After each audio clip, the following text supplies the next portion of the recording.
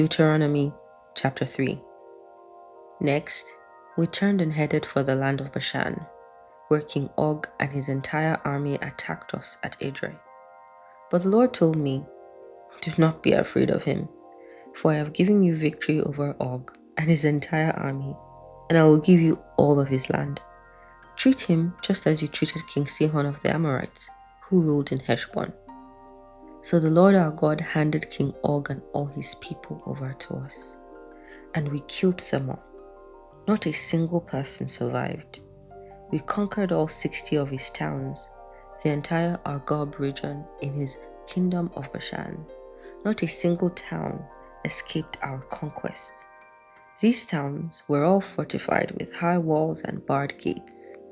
We also took many unwalled villages at the same time. We completely destroyed the kingdom of Bashan, just as we had destroyed King Sihon of Heshbon. We destroyed all the people in every town we conquered, men, women, and children alike. But we kept all the livestock for ourselves and took plunder from all the towns. So we took the land of the 2 Amorite kings east of the Jordan River, all the way from the Arnon Gorge to Mount Hermon. Mount Hermon is called Sirion by the Sidonians, and the Amorites call it Sinim. We had now conquered all the cities on the plateau, and all Gilead and Bashan, as far as the towns of Salekah and Edrei, which were part of Og's kingdom in Bashan.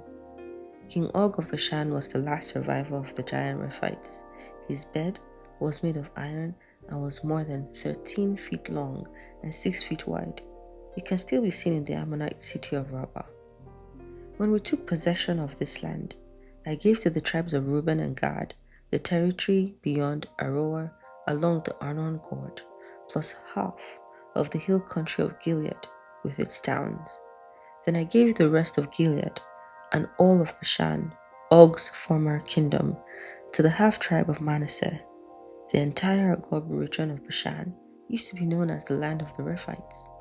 Jair, a leader from the tribe of Manasseh, conquered the whole Argob region in Bashan, all the way to the border of the Geshurites and Maccathites. Jair named this region after himself, calling it the towns of Jair, as it is still known today. I gave Gilead to the clan of Machir, but I also gave part of Gilead to the tribes of Reuben and Gad.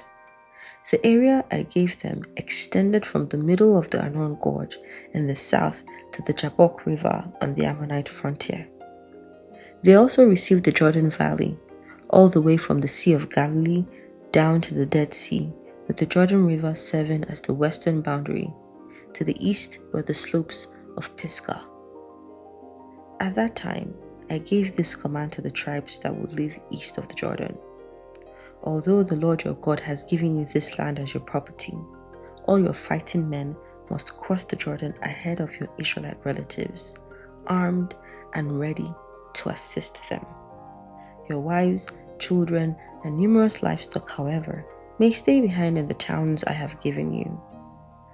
When the Lord has given security to the rest of the Israelites, as he has to you, and when they occupy the land the Lord your God is giving them across the Jordan River, then you may all return here to the land I have given you. At that time, I gave Joshua this charge: you have seen for yourself everything the Lord your God has done to these 2 kings. He will do the same to all the kingdoms on the west side of the Jordan. Do not be afraid of the nations there, for the Lord your God will fight for you. At that time, I pleaded with the Lord and said, O sovereign Lord, you have only begun to show your greatness and the strength of your hand to me, your servant. Is there any God in heaven or on earth who can perform such great and mighty deeds as you? Please let me cross the Jordan to see the wonderful land on the other side, the beautiful hill country and the Lebanon mountains. But the Lord was angry with me because of you, and he would not listen to me. That's enough, he declared. Speak of it no more. But go up to Pisgah Peak and look over the land in every direction. Take a good look, but you may not cross the Jordan River. Instead, commission Joshua and encourage and strengthen him, for he will lead the people across the Jordan. He will give them all the land you now see before you as their possession. So we stayed at the valley near Beth Peor.